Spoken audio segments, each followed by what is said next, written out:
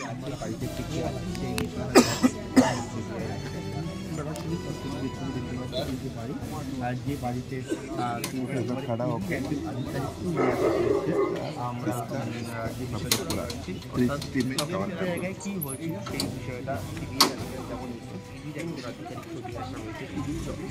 সেদিন রাত্রিবেলা এসেছিল সেখানে ইডির অফিস কিন্তু নিয়ে এসছে সিবিআইয়ের আধিকারিকরা এবং বিভিন্ন রকমের এবং জিনিসপত্র নিয়ে আসা হয়েছে। সিবিআইয়ের আধিকারিকরা এই মুহূর্তে সংক্রান্ত স্ত্রীর সঙ্গে কথা বলছে। बसक किधर है भाई?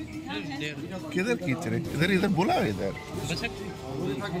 भाई, उधर खड़ा हो जाओ। পরবর্তীকালে যখন শঙ্কর আড্ডকে নিয়ে বেরোচ্ছিলেন সিবিআই আধিকারিকরা, তখন তাদের গাড়িতে হামলা চালানো হয়, ইট ছোড়া হয় এবং কোনো রকমে তারা কিন্তু এখান থেকে বেরোচ্ছে। দেখতে পাচ্ছি সিবিআই আধিকারিকরা একেবারে শঙ্কর আড্ড বাড়ির যে গেট, সেই গেটের সামনে দাঁড়িয়ে রয়েছেন এবং থেকে বাড়িতে কেউ আছেন কিনা সেই বিষয়ে নক করা হচ্ছে।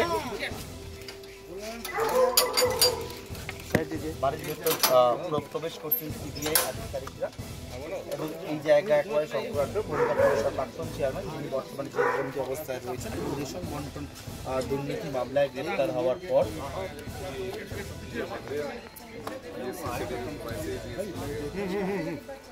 এবং